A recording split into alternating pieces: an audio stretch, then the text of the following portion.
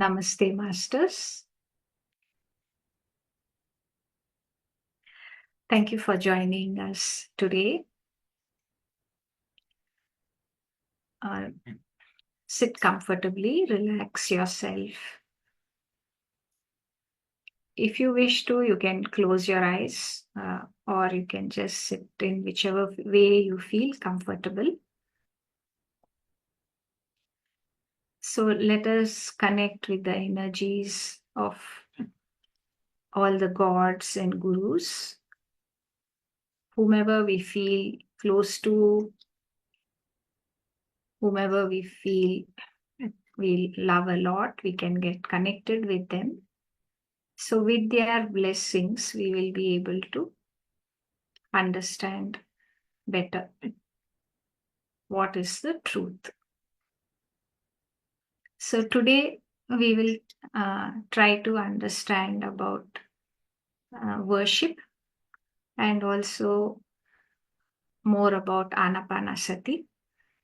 So, in all sessions, we address each other as masters because through meditation, we are trying to become masters of our own energy. That's why we call each other masters. It's a reminder for us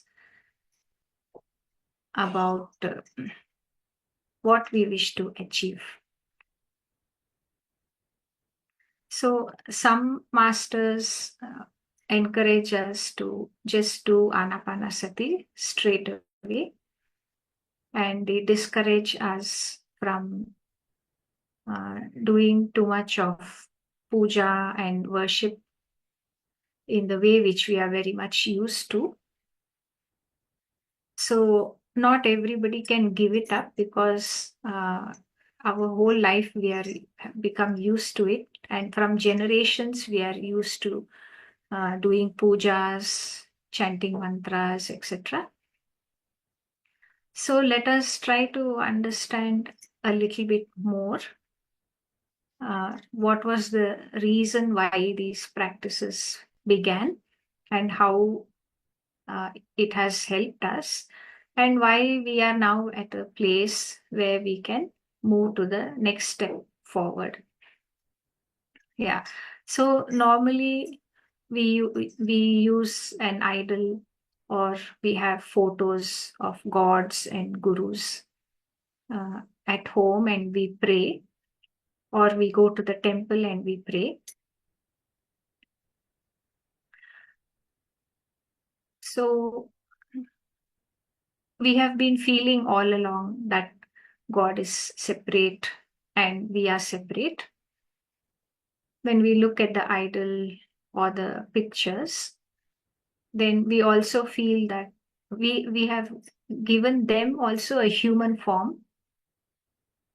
So all the more it makes us feel as though they are separate and we are separate.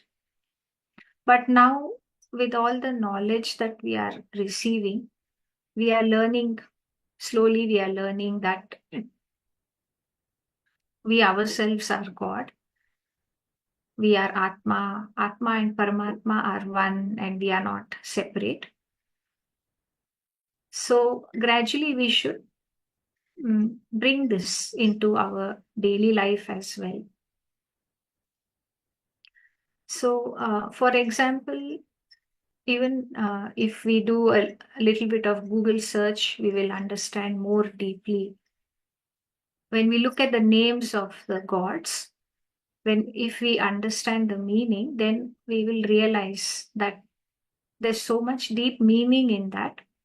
And those names are not really referring to a person. Many of those names are referring to the divine qualities. For example, we pray to Tirupati Venkateshwara. One of his names is Sri Nivasa. So, Sri means the divine feminine or Adi Shakti, and Nivasa means the residence. So Srinivasa means the place where Shri, the divine feminine, resides. And Adishakti is an infinite energy, life-giving energy. So where will she reside? Her home will be the vast, infinite spaciousness. So that name itself is indicating so many things to us. It is showing us the nature of God. So Srinivasa is not a person at all. This has been created just to help us to focus at one place, bring all our attention at one place, just like we do in meditation. All our attention otherwise is scattered everywhere. So our energies flow in all directions and gets wasted. So the idol or the photo is also helping us to focus all our attention at one point. So this is what we should remember. Even if we are using an idol to worship, this is what we should remember, that that idol or that photo, it's like a mirror. If we want to see ourselves, then we stand in front of a mirror and we see the image, and then we can see, oh, this is me, this is how I look. So that idol or photo is also a mirror. When we sit in front of this image and pray, we should remember that this is a mirror. It is showing me who I am. We ourselves are that vast and infinite divinity. So the vast spaciousness in which uh, this infinite divine energy is existing, that is who we are. So remembering this truth, if we worship, then it will not remain as just words, as an understanding at the mental level.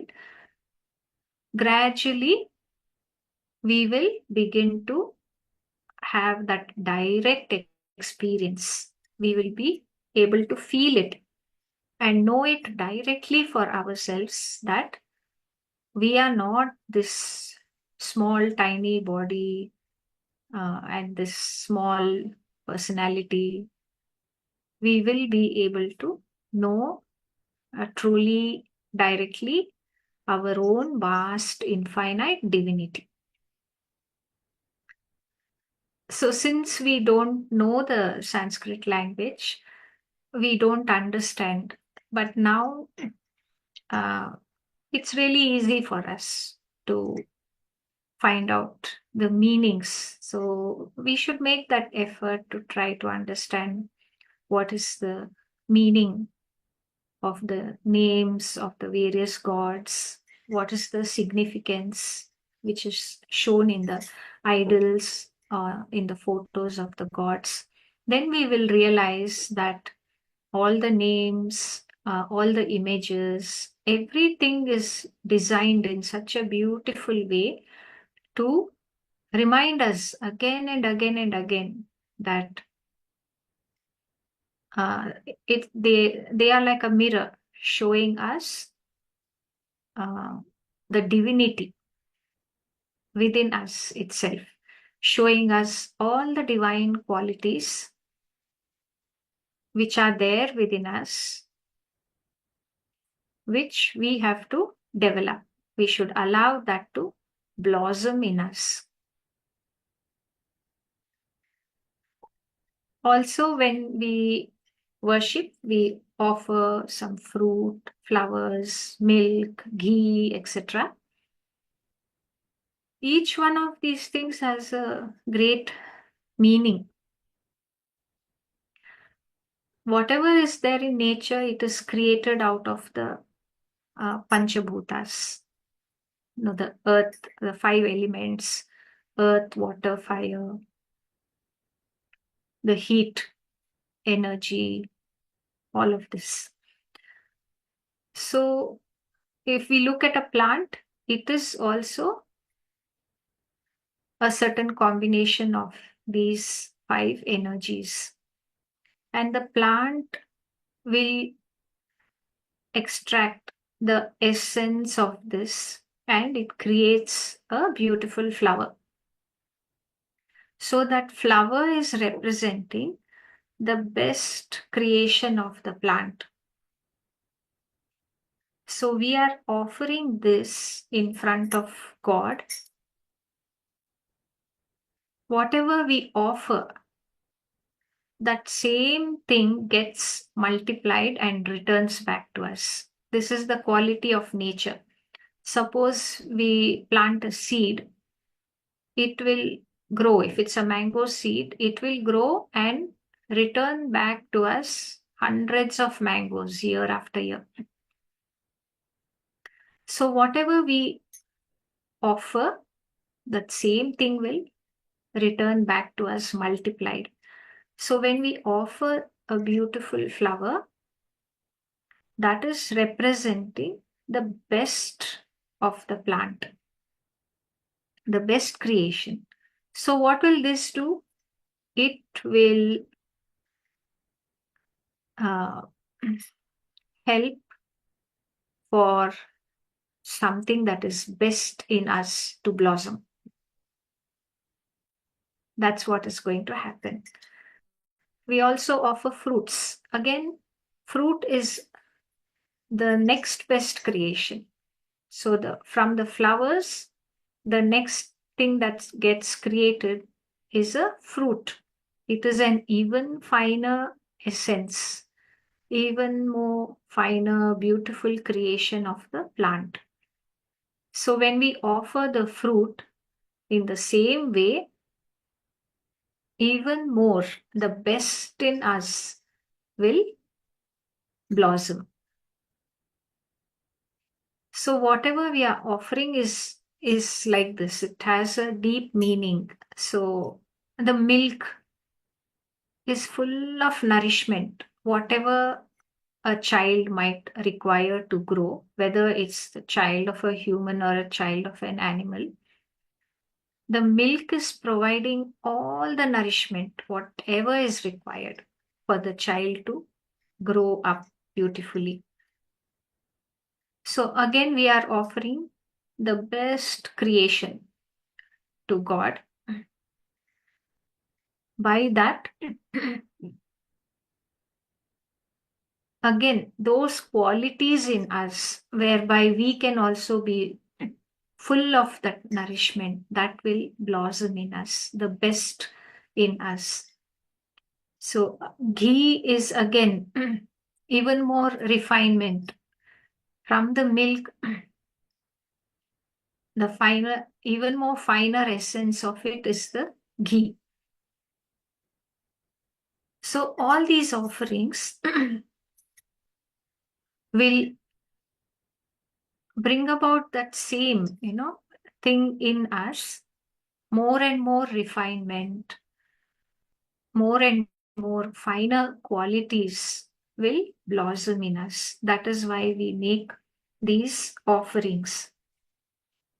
And there's another quality, another thing that happens is all our sense organs get attracted to the outside objects. So the eyes like to look at something beautiful, the ears like to hear some pleasant sound, the nose likes to smell something, the mouth likes to taste something in this way. And then we feel like touching something which has a nice texture. So the nature of the sense organs is always to move outwards. So again, all these offerings were, the ritual of offering all these we're also helping to attract all the sense organs to one point. So when we adorn the idol with beautiful flowers, then the beauty of the idol will attract the eyes and help it to focus over there. Then the fragrance of the flowers, the fragrance of the agarbatti, that will attract the nose, the smell attracts, and the this also gets focused at one point. Then we sing some bhajans or chant some mantras, prayers. Then we ring the bell. These sounds are also very pleasing and they will attract to the same one point. And we offer prasad to the god. We prepare some nice dish and offer it.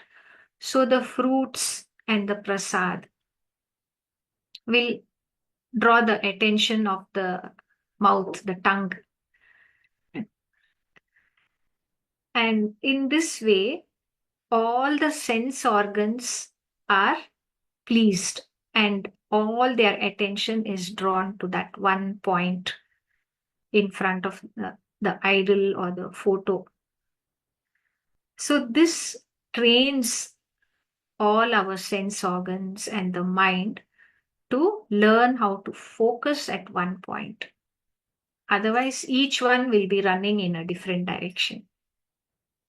So the whole worship was designed in such a way that it will help to dissolve all unnecessary things in us, and it will help to develop and make the best in us to flourish, grow, and blossom.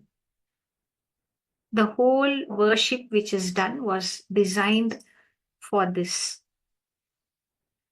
And when we light the agarbatti, that fragrance, that also clears the energies in the place.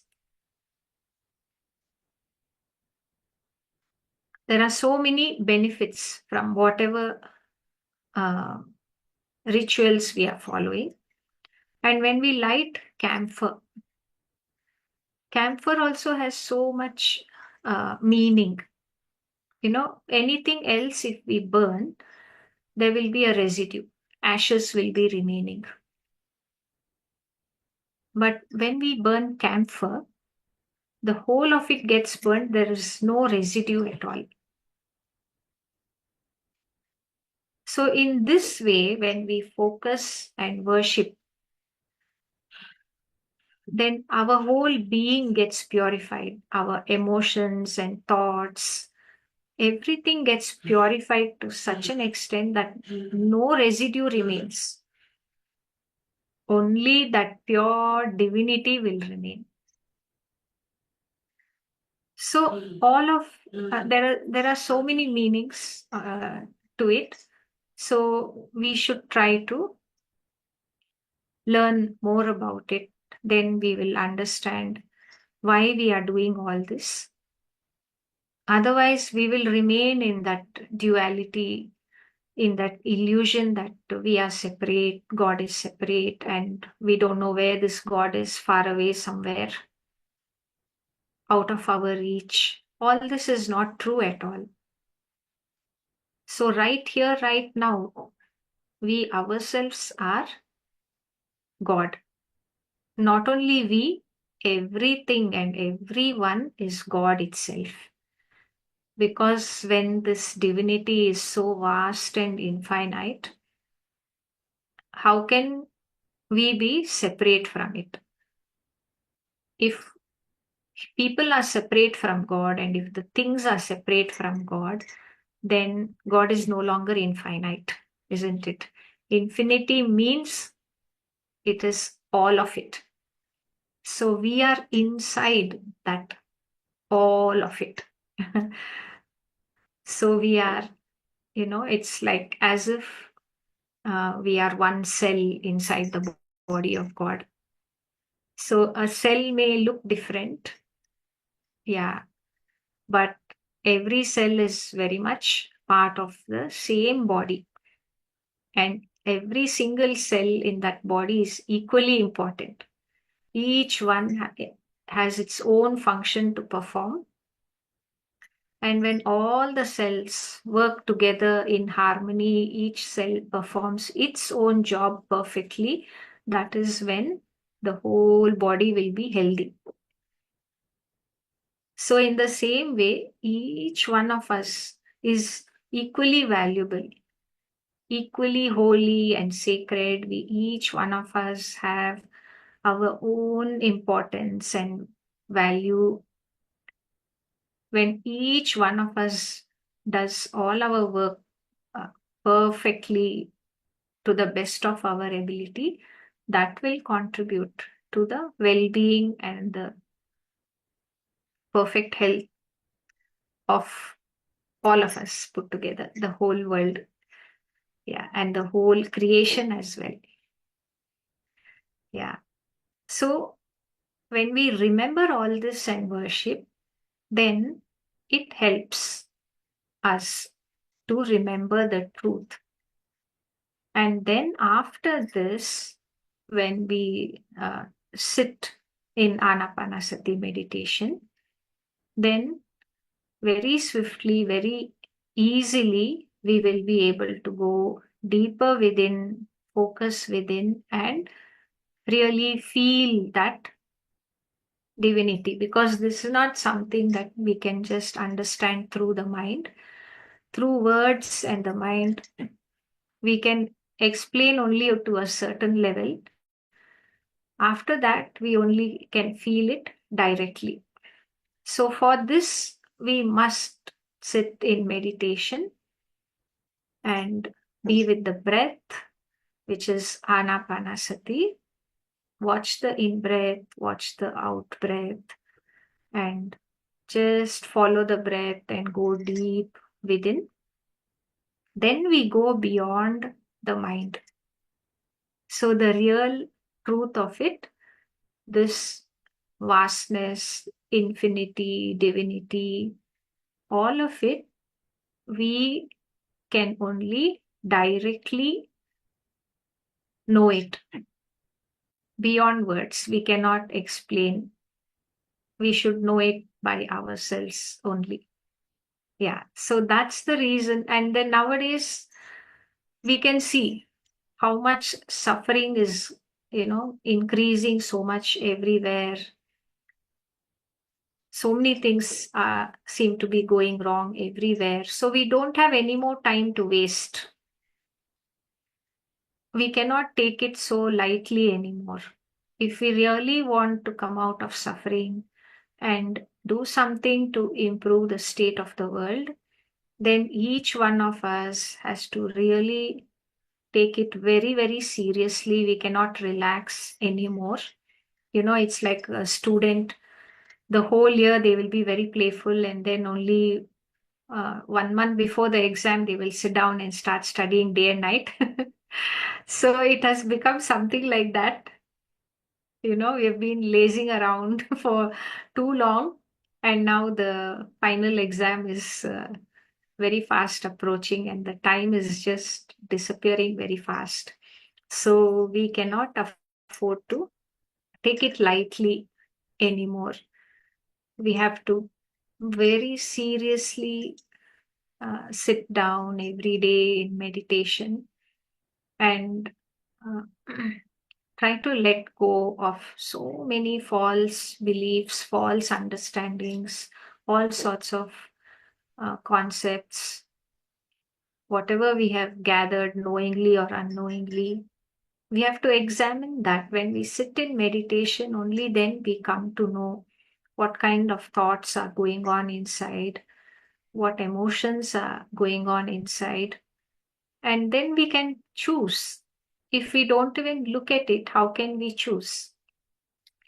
Only when we sit down inside and just watch, we will come to know. We ourselves will realize no need for anybody else to even tell us. We ourselves will start feeling, what kind of nonsense am I thinking? what kind of emotions are going on, then we ourselves will realize we have to stop. We have to let go of so many unnecessary things. By this, the purification happens in us. And when each one of us improves ourselves in this way, letting go all unnecessary things, automatically this will result in the purification, healing of the whole world as well. So that's why all this is important. So some people will be able to, when they understand this, they will be able to reduce the worship part of it, and they can easily just focus on Anapanasati meditation. But for some people, uh, they are so used to it, they will find it really difficult to just suddenly stop worshipping. So it's fine. Whatever makes uh, you happy, you can always continue that, but do the worship with keeping all the meaning of it in mind. And then we'll also realize that there is no need to offer 1 kilo flowers, 2 kilo flowers, or there's no need to uh, offer kilos and kilos of fruits. Like even in the temples, there is no need. Everything is being overdone. The significance of it, the meaning of it is forgotten. And some temples, they will decorate the whole temple with fruits. All this is unnecessary, actually. Just understanding the meaning, and if we offer even one fruit or one flower, that itself is more than enough, because there is a meaning to it and there's a reason for it.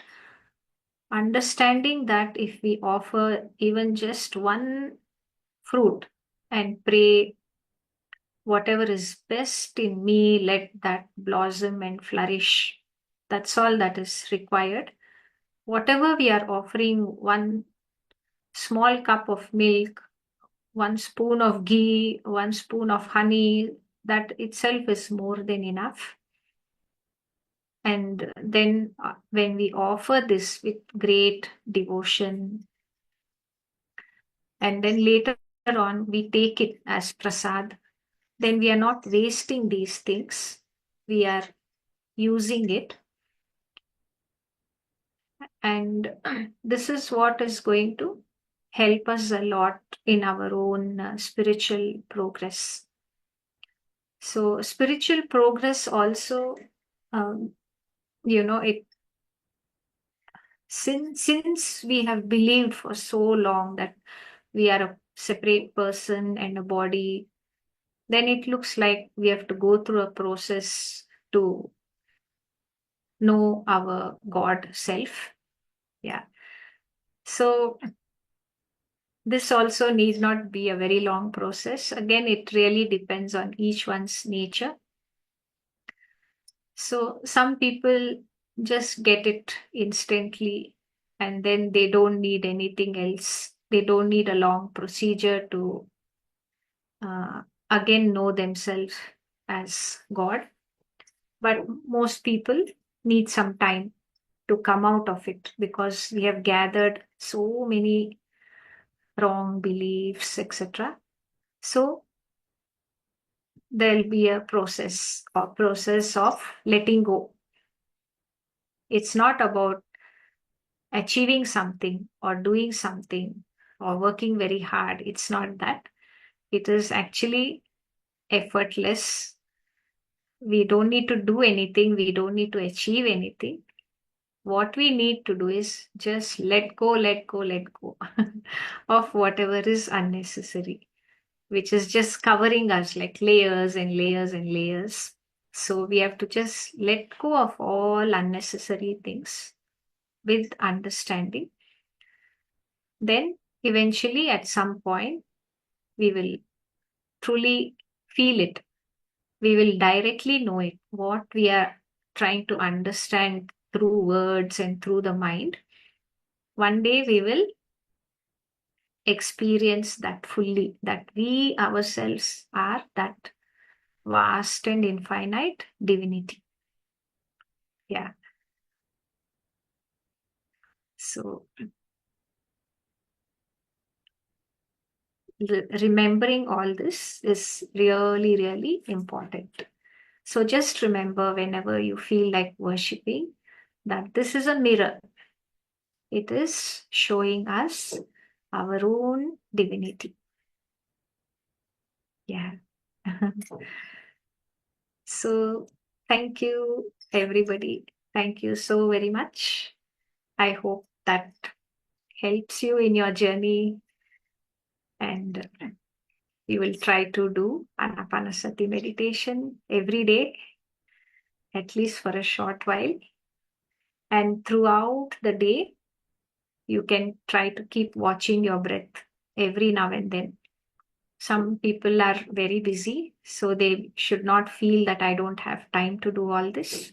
So when we sit and do Anapanasati meditation, it is just to get into the habit, to practice it, and to feel it, in a focused manner. But that doesn't end over there. Throughout the day, every now and then, we can just take 2 or 3 conscious breaths. Bring full attention to the breath. Consciously inhale, exhale, just watch the breath. There are many times during the day. If you are really sincere, you will find plenty of time during the day, no matter how busy you are. Maybe when you are in the toilet, take 1 or 2 conscious breaths. If you're waiting for the bus or the cab, you can watch your breath. If you're waiting for somebody to meet somebody, they haven't arrived yet, focus on your breath. If you're queuing somewhere at the grocery store, you're in the queue waiting to make a payment, watch your breath. Even if you have gone to a movie, you don't need to watch all the time. Whenever there is an ad, close your eyes, just watch the breath. Like this, there are endless moments during the day. There are many, many uh, opportunities where you can watch your breath. So there's no time to waste. We cannot afford to just relax and be like that the way we have been before. So please try to do as much as you can. Watch the breath, be with the breath. Your breath will teach you everything. You don't need any other guru. Whatever you need to know, just by watching the breath, you will get it by yourself. Because you yourself are God. You are a divine soul, one with Paramatma. And your own divine self is just waiting for you. Just look within, pay attention inside. I will teach you everything. Your soul will teach you everything. You just need to be with the breath, become still and silent every now and then. Whatever you need, you will receive it from inside. Yeah. So thank you. Thank you so very much. Namaste.